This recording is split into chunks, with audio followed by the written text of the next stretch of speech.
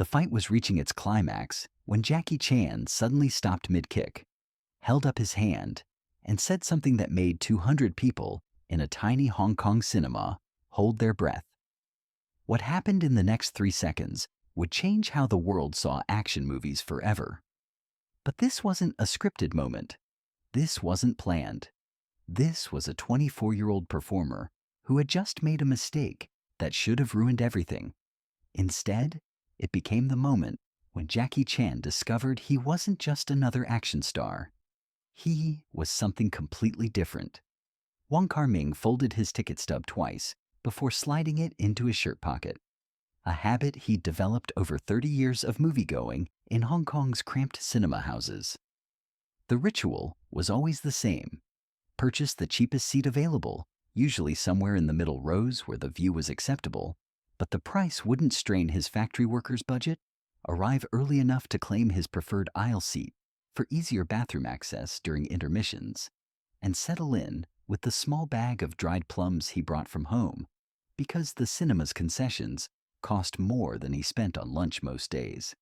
He didn't know it yet, but that small piece of paper would stay with him for the next 20 years, long after he'd forgotten the plots of hundreds of other films. Tonight felt different, though he couldn't say why.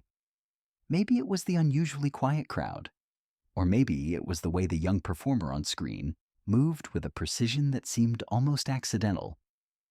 Whatever the reason, Wong found himself paying closer attention than he had in months, perhaps years. Wong had been coming to movies as an escape from a life that had gradually contracted around him. His wife had died of tuberculosis 8 years earlier, leaving him alone in a one-bedroom flat. His daughter lived in Canada now, married to an engineer who wrote dutiful letters twice a year but never visited. His job at the textile factory was steady but mind-numbing, requiring just enough concentration to prevent conversation, but not enough to keep his thoughts from wandering to places he preferred not to go. The cinema had become his refuge, 2 or 3 times a week when he could afford it. He particularly favored action films, not because he enjoyed violence, but because they required nothing of him emotionally. They were spectacle without consequence, drama without investment. The Regal Cinema on Nathan Road wasn't much to look at, even by Hong Kong's modest standards. 200 seats crammed into a space that felt like it was designed for half that number, with fabric that scratched against your back and floors sticky from decades of spilled drinks and dropped candy. The air conditioning wheezed and rattled during the humid summer months and provided no heat at all during the brief but surprisingly cold winters.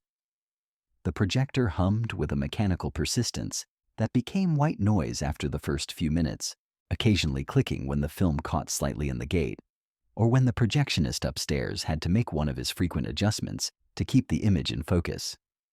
The smell was distinctive, cigarette smoke that had soaked into every surface despite the official no-smoking policy, sweet drinks that had been spilled and inadequately cleaned, the faint mustiness of old fabric, and poor ventilation. It wasn't unpleasant exactly, just deeply familiar. Wong associated it with escape, with the peculiar comfort of being alone among strangers, with the 2 hours of his week when he wasn't required to be anything other than a passive observer. Wong had been coming here for 15 years, ever since he'd started working at the textile factory 6 blocks away. It was close enough to walk to after his shift ended, cheap enough that he could afford it twice a week without guilt, and dark enough that no one questioned why a 47-year-old man preferred sitting alone in movie theaters to going home to an empty apartment where the silence reminded him of everything he'd lost. The Regal attracted a particular type of audience: working-class men like himself who came alone, groups of teenagers who couldn't afford the fancier cinemas in Sim Shat Sui, elderly women who attended matinees because the senior discount made them affordable. It wasn't the kind of place where movie critics came to preview important films, or where film students gathered to discuss cinema as art. It was a place where people went to forget their lives for a few hours, and the management understood this implicitly. Tonight's feature was another martial arts film, though Wong couldn't remember the exact title. They all seemed to blend together these days. Ever since Bruce Lee had changed everything and then died too young, Hong Kong cinema had been trying to figure out what came next. Most of the new films fell into two categories: pale imitations that copied Lee's intensity without understanding it, or overly serious dramas that forgot movies were supposed to entertain people. Wong had grown tired of both approaches. He missed the days when action films had personality, when you could see the joy that the performers took in their craft, rather than just their desperation to prove something. The young man on screen was different, though Wong couldn't quite articulate how. His name was Jackie something. Wong had missed the opening credits while settling into his seat, and he moved with a fluidity that suggested years of training. But there was something else, something that distinguished him from the parade of Bruce Lee wannabes who dominated Hong Kong action cinema in the late 1970s, where other performers seemed to fight against their opponents. This Jackie fellow seemed to fight with his environment. He used chairs, tables, even the walls themselves as extensions of his body. It was more like watching a very athletic conversation than watching a fight. The scene playing out on screen was set in what appeared to be a restaurant kitchen. Jackie's character had been cornered by three larger opponents, and the fight had been building steadily for several minutes. Wong found himself leaning forward slightly, drawn in by the performer's obvious commitment to making every movement count. Unlike other action stars who relied on quick cuts and camera angles to hide their limitations, Jackie seemed determined to show every technique in full view. It was ambitious, perhaps overly so. The choreography was complex enough that one small mistake could throw off the entire sequence. That's when it happened. Jackie was in the middle of a sequence that involved using a large wok as both a weapon and a shield. He had just deflected a punch with the curved metal surface and was spinning around to strike his attacker with the rim when his foot caught on something. A cable, a prop, some piece of equipment that wasn't supposed to be there. Wong saw it clearly from his seat in the 7th row. Jackie's balance shifted unexpectedly, his carefully planned motion turning into an ungraceful stumble that sent him sideways into a prep table covered with plastic vegetables. In any other film, this would have been the moment where they called cut and started over. The choreography was ruined, the momentum broken. But this wasn't a film set, Wong realized with a start. This was a live performance. Jackie Chan was performing his fight scenes live on stage, in real time, for an audience of paying customers who had come to see if this new approach to martial arts entertainment could work. The silence in the cinema was deafening. 200 people stopped breathing at the same moment, waiting to see what would happen next. Would Jackie acknowledge the mistake and start over? Would he try to pretend it hadn't happened? Would the whole performance fall apart in front of an audience that had paid to see something special? What Jackie did next was something Wong had never seen in 15 years of watching action films. Instead of fighting the mistake, Jackie embraced it. He rolled with the stumble, turning his fall toward the prep table into a deliberate dive that scattered the plastic vegetables across the stage. As the fake carrots and synthetic lettuce rained down around him, Jackie caught 3 of them without looking, juggling them briefly before hurling them at his confused opponents with the precision of throwing knives. The lead villain, clearly improvising now, caught a rubber carrot and stared at it with genuine bewilderment. Jackie grinned, the first real smile Wong had seen from him all evening, and said something in Cantonese that made half the audience burst into laughter. But it was what happened in the 3 seconds after the laughter died down that truly changed everything. Jackie stood in the middle of the stage, surrounded by scattered props and bewildered actors, and for just a moment, he looked directly at the audience, not at the general mass of people, but at individual faces.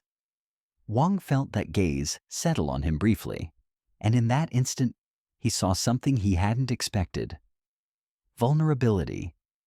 Not the manufactured vulnerability of a scripted character moment, but the genuine uncertainty of a young performer who had just realized he was in uncharted territory. The moment stretched longer than it should have. In a normal performance, this would have been the cue to continue with the fight choreography, to get back to the planned sequence of kicks and punches that the audience had paid to see. But Jackie seemed to understand instinctively that something had shifted in the room. The audience was no longer watching him perform a fight. They were watching him think, watching him decide what kind of performer he was going to be. Wong found himself holding his breath again, but for a different reason this time.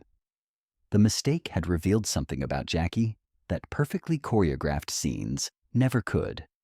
He was human. More than that, he was present. He wasn't just executing moves he had rehearsed until they became automatic. He was responding to the moment, creating something new in real time. Wong realized he was watching the birth of a completely different kind of action star, one who found strength not in appearing invulnerable, but in revealing his humanity. Jackie picked up the wok again, but this time he held it differently. Instead of wielding it like a weapon, he examined it with exaggerated curiosity, as if seeing it for the first time. He tapped it with his knuckles, testing its sound. He spun it on one finger like a basketball. He held it up to his ear as if listening for something. The three villains watched this performance with growing confusion, and the audience began to giggle. But it wasn't the laugh-track laughter of a comedy routine. It was the warm, involuntary laughter of people who were genuinely delighted by what they were seeing. When Jackie finally returned to fighting, the entire dynamic had changed. Instead of the grimly determined combat that had characterized the early part of the performance, the fight became playful, inventive, almost musical. Jackie used the wok not just as a weapon, but as a percussion instrument, creating rhythms that his opponents seemed compelled to follow. When one villain swung at him, Jackie deflected the punch with a clang that echoed through the small theater. When another tried to kick him, Jackie caught the foot with the wok's edge, producing a different note entirely. Within moments, the fight had become an improvised concerto, with Jackie as the conductor and his bewildered opponents as reluctant musicians. The audience was completely absorbed now, leaning forward in their seats, some of them unconsciously swaying to the rhythm Jackie was creating. Wong noticed an elderly woman in the front row clapping along quietly, and a group of teenagers near the back calling out suggestions in Cantonese. This wasn't passive entertainment anymore. Somehow, Jackie had turned a room full of individual moviegoers into collaborators in his performance. But the most remarkable thing was Jackie's awareness of this transformation.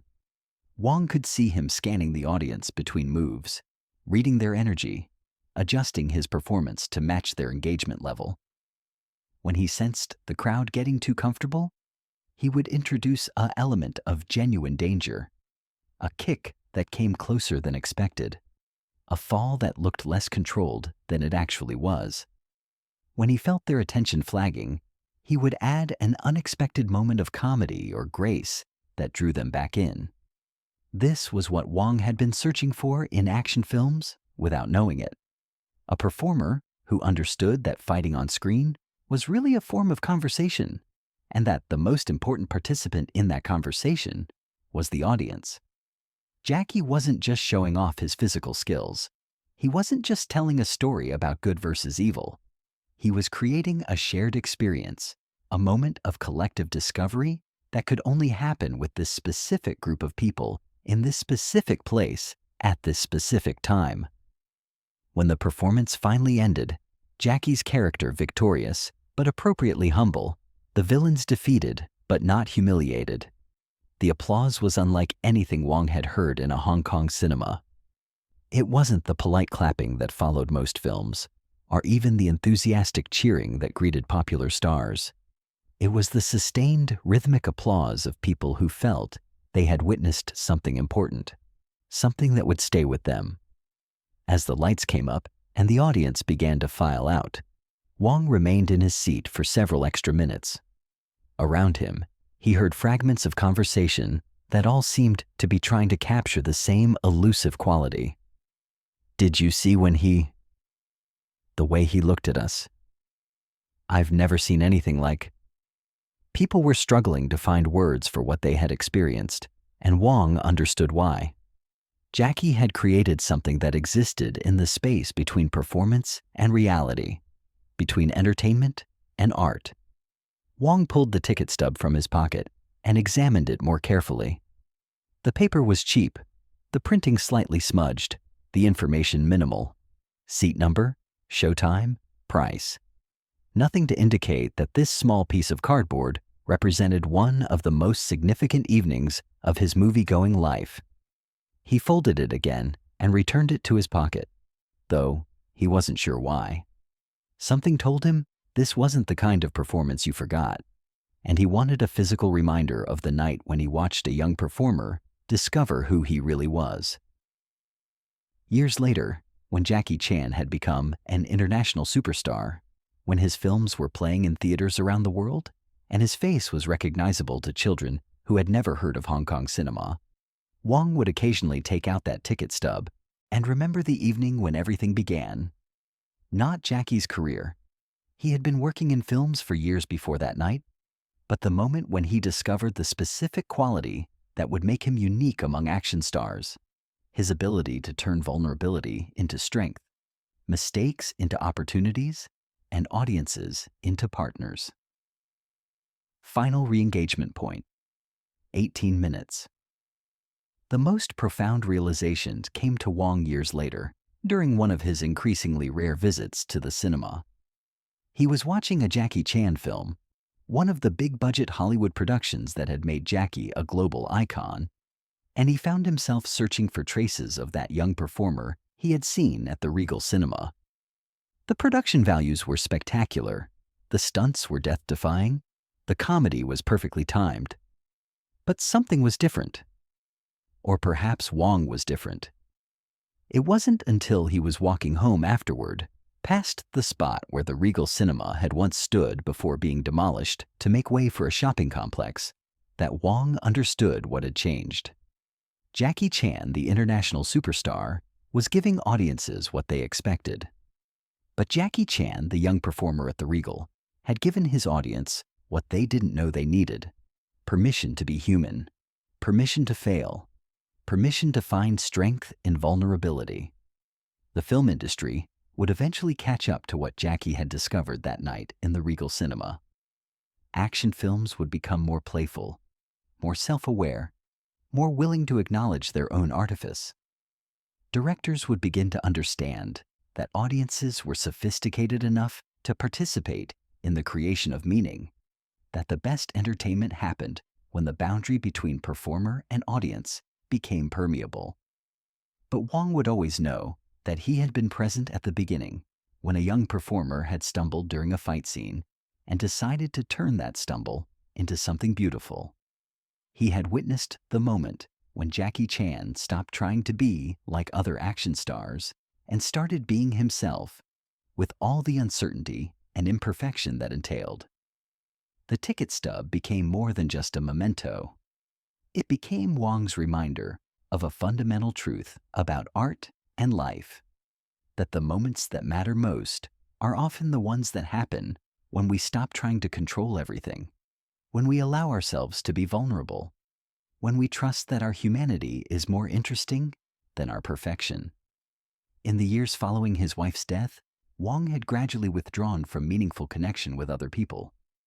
He had convinced himself that emotional distance was a form of protection, that if he didn't allow himself to care too deeply, he couldn't be hurt too badly.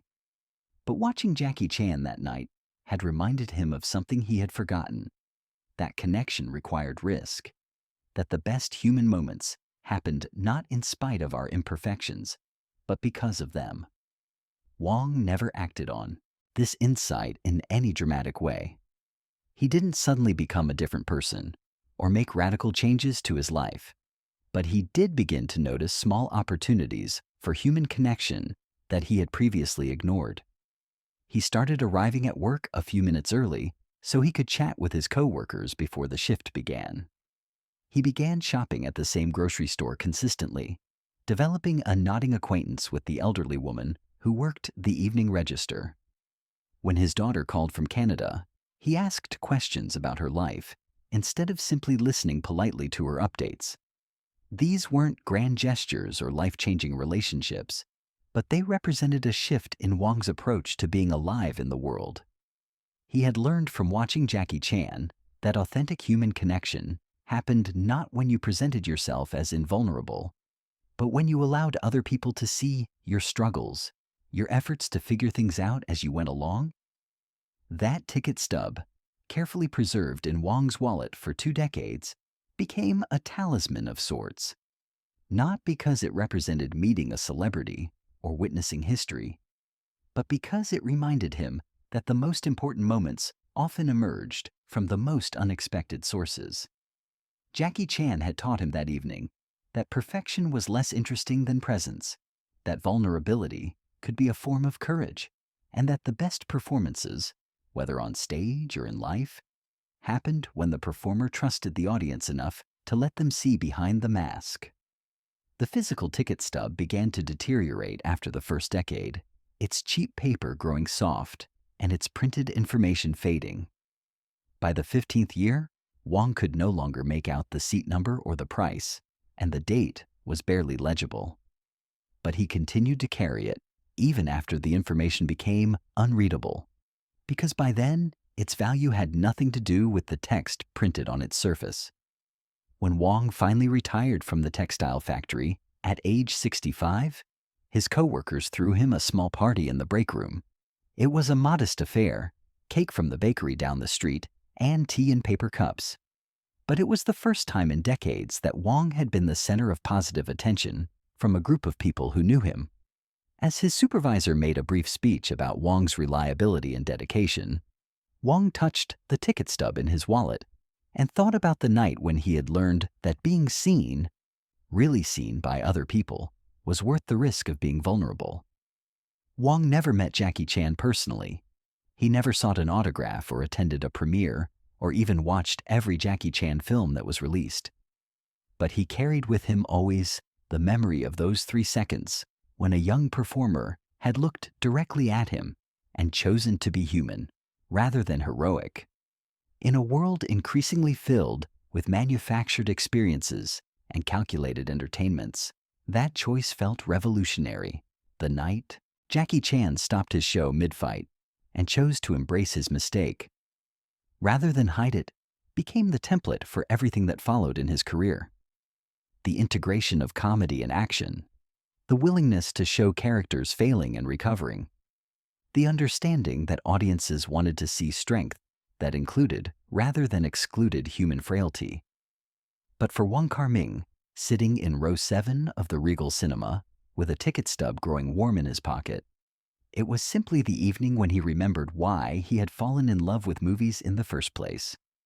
Because sometimes in a darkened room full of strangers, you could witness someone discovering exactly who they were meant to be. And sometimes, if you were very lucky, that discovery could inspire your own.